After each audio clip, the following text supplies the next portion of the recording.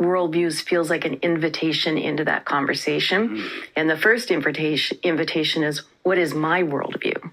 Right. And if I become curious about that, then that creates an opportunity to be more curious about what your worldview might be. I'm very curious. What sort of answers do you get when you approach people and ask, what is your worldview? Because I would be a deer in the headlights if you approached me with that right out of the gate. I don't know if I would say anything at all. So I'm curious, do most people react that way and have to give it a lot of deep thought? Or do some people really have a sort of self-identified worldview right out of the start? So I think that's such a great question, because even when we were asking that question, I was like, I don't know if I can answer that question. And we'd been working with it. And the worldview, when we started working with that word 15 years ago, you hardly saw it anywhere. Mm-hmm. And now you see it everywhere. And when people use it, like you might say a certain thing and people will go, well, that's your worldview. Mm-hmm. And yet we're not unidimensional as human beings, we're multidimensional. And so being able to understand the components of it makes a difference.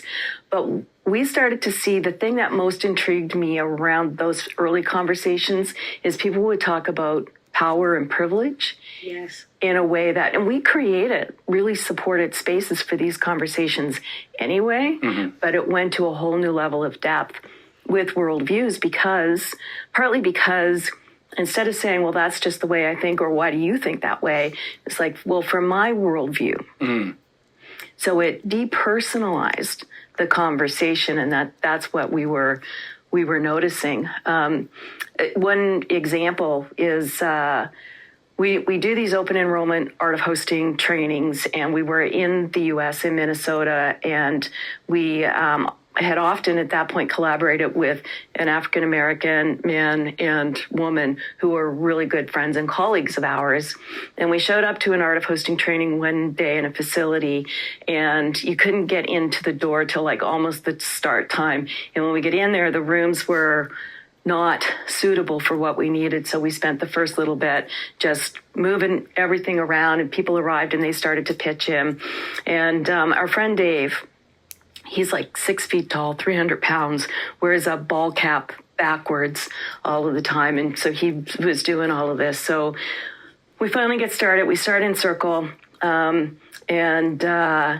we did the usual Worldview teaches. And at the end of the day, we did a World Cafe format where people got to interact. And we asked this question about worldviews. And this young woman sat next to Dave, and she goes, I just have to tell you something. She said, when we arrived into the room and you were moving chairs around and all, she goes, I thought you were the janitor. Mm-hmm. And then she said, when you sat in our circle, I realized that you were one of the participants. Mm.